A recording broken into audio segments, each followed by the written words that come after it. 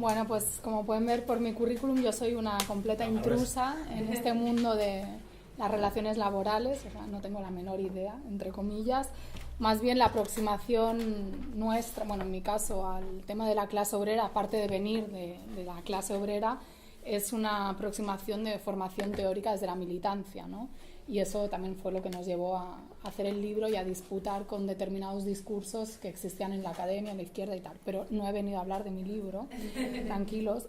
Bueno, estoy realmente honrada por estar aquí, agradecida a Silvia, a Roxana, al resto de compañeros y compañeras. He aprendido mucho y me llevo sobre todo la idea, ¿no? Reforzar la idea de que la clase obrera existe. Esto puede parecer una obviedad, ¿no? Pero fuera de este aula quizás no es tan obvio, tanto como sujeto social como también como sujeto político, ¿no? Como nos estaban explicando las experiencias de los compañeros, que celebro que en el ámbito académico, por cierto, invitemos a trabajadores y trabajadoras a que den su testimonio y no nos quedemos solo en la mera reflexión teórica disociada completamente de la praxis política.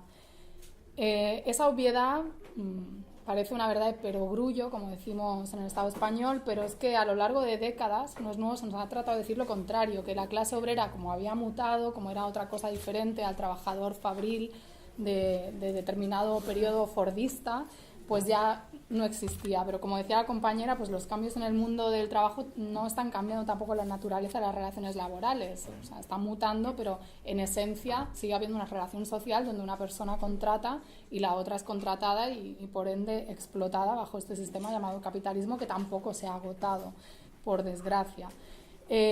Lo que vemos es que, y aquí en la mesa creo que es ejemplo de las experiencias que han explicado, que la clase obrera es plural, que tiene diferentes niveles de protección, también tiene diferentes rostros.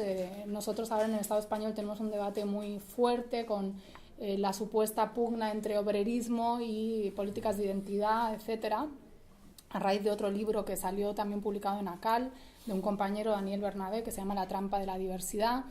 Y algunas personas han entendido ese libro como una crítica a las políticas de género, a la defensa de los derechos de LGTBI, afrodescendientes, etcétera. No, o sea, lo más transversal es la explotación que compete a todos los sectores sociales. Y esos intereses comunes que tienen todos esos sectores, que al fin y al cabo pertenecen a la clase trabajadora, aunque no se identifiquen o su movilización, su lucha no pase por esa identidad de clase trabajadora, pues son la precarización creciente que se extiende como mancha de aceite y que ha llegado para quedarse, a no ser que se haga algo para responderla. Y aquí pues estamos viendo lecciones de cómo se aprende a organizar la pluralidad de la clase obrera frente a esa precarización y a veces, desgraciadamente, en nuestro caso, a pesar de los sindicatos mayoritarios, ¿no? Porque, bueno, los sindicatos han tenido un papel también en firmar las reformas o contrarreformas laborales, mejor dicho, que han ido cercenando derechos de la clase obrera en los últimos años. Hay muchas dificultades para la organización, como comentaba el compañero del sindicato de ladrilleros, creo que era, que decía que la clase obrera es desconfiada, renuente a la organización por momentos, tiene ahí su punto salvaje, ¿no? Por decirlo así, y ante la izquierda institucional y ante la política. Bueno, pues ahí está la labor de ese otro sindicalismo, también de las organizaciones de la izquierda, pero me interesa resaltar los problemas comunes que tenemos aquí con lo que pasa al otro lado del océano, que parece mentira, ¿no? Cuando uno escucha y dice, madre mía, pero si es que esto es igualito de lo que nos está pasando allá. La invisibilización y demonización de los trabajadores en los medios, o sea, es brutal, que permea obviamente la sociedad. A mí me trajo un taxista desde el aeropuerto, una cosa un poco rara porque era peronista, pero había votado por Macri. Yo, bueno, reconozco que me pierdo mucho con la política argentina, empezando por las siglas, estoy un poco mareada. Todavía no sé cuántos grupos políticos y sindicales hay en esta facultad, o al menos en este pasillo. No aspiro a entender el conjunto de la facultad. Bueno, este señor era un desastre, Argentina lo peor, pero él volvería a votar por Macri, a pesar de todo. Y en un determinado momento ese trabajador del taxi pasamos frente a una concentración de trabajadores, creo que tenían pancartas de la CETA, y dijo, ¿ves? Todos estos no son argentinos, son bolivianos y están aquí, pues si no les gusta Argentina, pues que se vayan a su país, ¿no? Y claro, pero Argentina está conformada por inmigrantes de muchas partes del mundo, ¿no? A lo largo de su historia. Bueno, pero...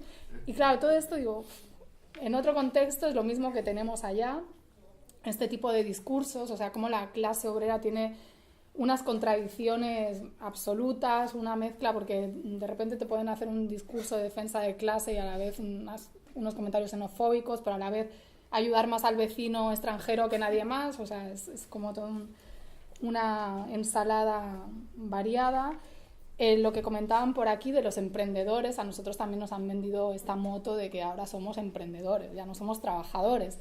Y en eso la economía supuestamente colaborativa que representa Uber o Airbnb, que es un grandísimo problema, por ejemplo, en la ciudad de Barcelona, donde yo soy, que está expulsando a los ciudadanos de la propia ciudad, con la connivencia de personas que también se han montado a esta supuesta economía colaborativa que se basa en el lucro y en la especulación absoluta, pues se está extendiendo este problema, la uberización de la economía, que ya se está hablando así, eso también es un gran problema que tenemos. Los falsos autónomos, o sea, falsos cuentapropistas, el caso de Deliveroo, tuvimos una lucha muy potente de los repartidores de Deliveroo, que reivindicaban esa relación salarial y laboral que está en una elipsis, pero que obviamente que existe, ¿no? La economía sumergida, el no pago de horas extras. Luego, yo añadiría el sindicalismo de la conciliación que tenemos al menos por allí, y lo digo habiendo trabajado en uno de esos grandes sindicatos, o sea, y con máximo respeto para mucha gente organizada y trabajadores que eligen esos sindicatos para dar la batalla en sus centros de trabajo, pero pues hay luchas concretas que se han hecho incluso a pesar de las centrales sindicales. Pienso en el caso de Panrico, que fue una lucha que hubo en Cataluña, una huelga histórica de prácticamente 8 meses o más, que dio lugar a un libro que se publicó tanto en catalán como castellano, de Panrico, la huelga más larga. Y ahí pues se ve, ¿no?, como esos trabajadores votaban ir a huelga, mantener la huelga, y por detrás sus sindicatos estaban pactando con la patronal, o sea, una serie de cosas en contra de sus intereses. Así se da la lucha también. Cuando hablaban de los trabajadores de la economía popular, los ladrilleros, etcétera, yo veía paralelismos con, por ejemplo, la organización del sindicato de manteros que ha habido en Cataluña, que son los sectores más jodidos, por decirlo así, de la clase trabajadora, los inmigrantes subsaharianos, muchos de ellos que llegan en patera, que llegan en condiciones extremas y que, pues venden en la calle, igual que aquí, los que venden palta, etcétera, y que están apostando por reivindicar sus derechos, incluso su derecho a la existencia como seres humanos, porque habrá gente incluso que piense que esta lógica, ¿no?, de sáquenlos de aquí, que comentaban la competencia que hacen con los restaurantes. En México también hay mucha venta ambulante, como sabe la compañera, y se ha llegado a quitar del espacio público a vendedores ambulantes porque supuestamente hacían competencia con restaurantes cuando vendían cosas que no tenían nada que ver, ¿no? Como este discurso, lo menciono porque es global, ¿no? Y en esa lógica creo que hay que entender que estamos ante una ofensiva global del capital, o sea, nosotros no quedarnos solo con lo que nos está pasando localmente, que obviamente se expresa de manera diferenciada en función de la latitud, pero que no se puede aislar ni en el análisis ni tampoco en la acción, porque eso creo que nos da la perspectiva necesaria para poder superar este sistema. El sistema siempre va a justificar sus recortes o su negación de derechos amparándose en la crisis, ¿no? Que decía un compañero o compañera, no recuerdo bien, que el neoliberalismo tiene todos los mecanismos para justificar su accionar. Pero es curioso porque, por ejemplo, las reformas laborales que se dieron en el Estado español desde los pactos de la Moncloa en adelante, se aplicaron siempre los recortes con independencia del ciclo económico, fuera expansivo o fuera recesivo. Entonces, pues ahí hay una falacia. Yo creo que hacen eso, también apelan siempre a nuestra culpabilidad, a nuestra responsabilidad, lo que comentaba con el compañero antes en el café, ¿no? En España nos inocularon ese discurso que muchos trabajadores asumieron, es que hemos vivido por encima de nuestras posibilidades. Bueno, claro. No sé si aquí también, bueno. Entonces es lógico. Sé que es el discurso del macrismo actual. Claro, bueno, sí, ya lo siguiente es nos suicidemos colectivamente porque ya no podemos estar respirando tanto oxígeno. Pero bueno, bromas aparte, lo preocupante de todo esto es que hay gente que lo asumió y eso ha servido para, en un contexto de crisis y de miedo, de terror de mucha gente a perder lo que tenía, aceptar recortes salariales brutales en empresas que ni siquiera tenían pérdidas, o sea, que no tienen que demostrar pérdidas suficientes para poder hacer ese tipo de recortes amparado pues la legislación vigente. Que la legislación me preocupa, pero me preocupa más el efecto psicológico y la pérdida de conciencia y lo que eso implica y el miedo a la hora de luchar, porque en otros momentos históricos había quizás condiciones más adversas, pero había más fortaleza ideológica y más. Ahora sigue habiendo muchas luchas, cada vez más, porque hay conflicto por todos lados, pero están fragmentadas, están atomizadas. No hay como un referente, el otro día lo dije en otra charla, no tenemos el referente de un mundo alternativo existente con todas sus contradicciones y críticas se puede hacer a la Unión Soviética.